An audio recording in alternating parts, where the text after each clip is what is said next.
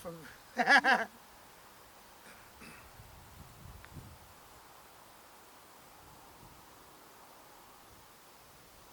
sir? Yeah, no problem, anytime. Anytime. Alright.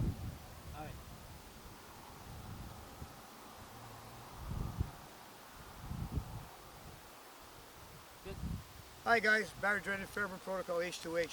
I'm here with my friend Cassandra again. You might remember her from earlier training films.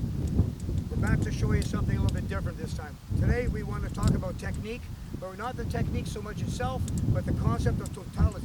Wait.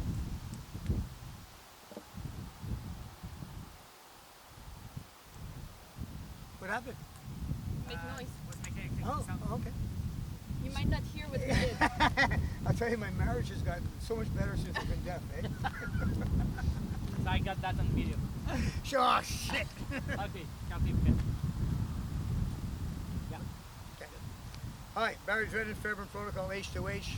I'm here with my friend Cassandra again. You might remember her from earlier training films. We're here today to show you a different aspect of training. We're going to be talking about the extrapolation of a movement through reality of movement as it would occur in a real fight, as opposed to how we train for things. So I teach Fairbairn, I teach only Fairbairn, I teach what I like to think of as pure Fairbairn. So if you go to the Fairbairn manuals, we'll go tough, get tough, or to all in fighting, get tough, you'll see on page 32, there's a hair grab. It's a particularly good movement for this explanation, so that's what we'll be using today. So the basic concept of the hair grab is that a person is standing to your rear, they grab you by the hair, they don't pull you off balance or anything, just secure your hair, and then you respond, and we'll show you basically how that goes. So I would approach Cassandra from behind, she's stationary, I would lock into her hair, I got a good grip, but I'm not pulling her off balance or anything, I'm just keeping her where she is, and she reaches up with both hands, she locks around the palm of my hand, therefore getting good leverage on the hand, just outside of the grip of the joint, and she just rotates in place and locks out that, now stop. Now you see it starting already to lock the wrist, lock the elbow, lock the shoulder.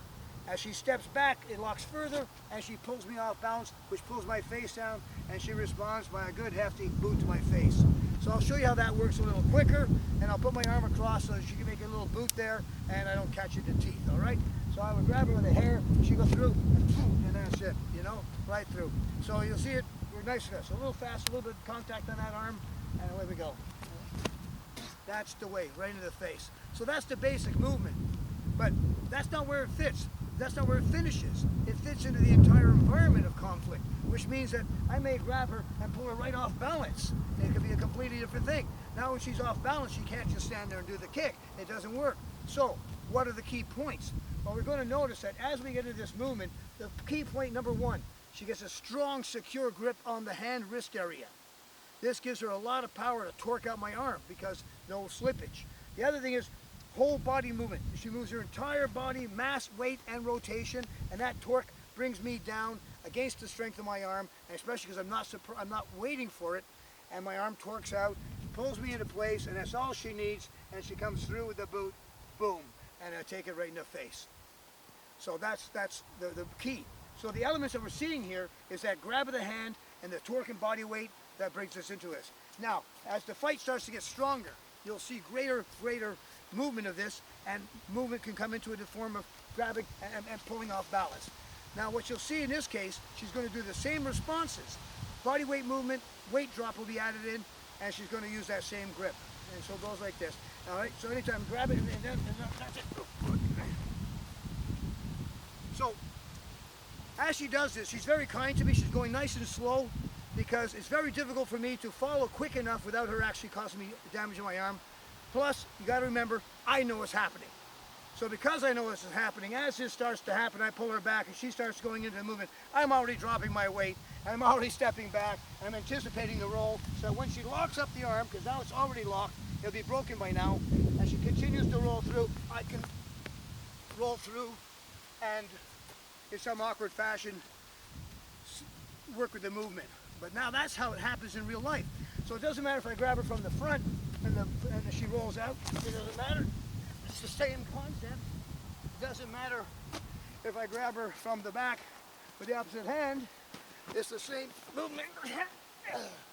That moves it through, it stays consistent all the way through.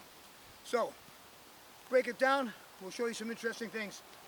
From the back, stationary movement, kick in the face.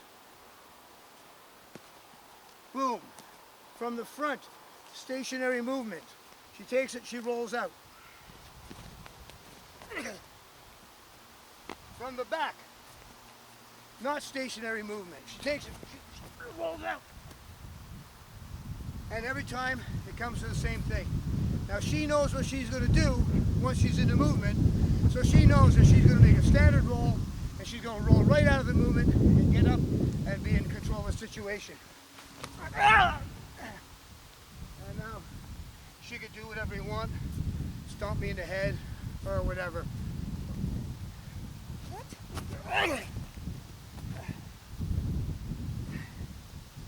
So this is the movement, and that's how it extrapolates out into real life. So when we train this technique, we should not train it stationary. We train it in all its variations and how it goes.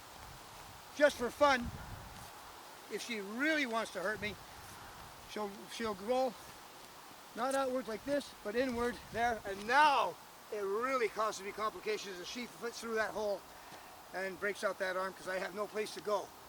I'm just torqued out, and she's going to continue the rotation, and I'm going to go down in a very bad way. So that's extrapolation, and that's totality, and that's how we want to work these movements when we train. Regardless of the movement you're doing, you got to think about how it's going to work, how it's going to expand, and how that's going to be fitting into everything else that's going on. Thank you for your time. Thank you for being here again, Cass. Have a great day.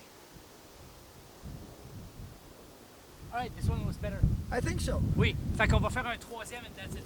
Okay. You good?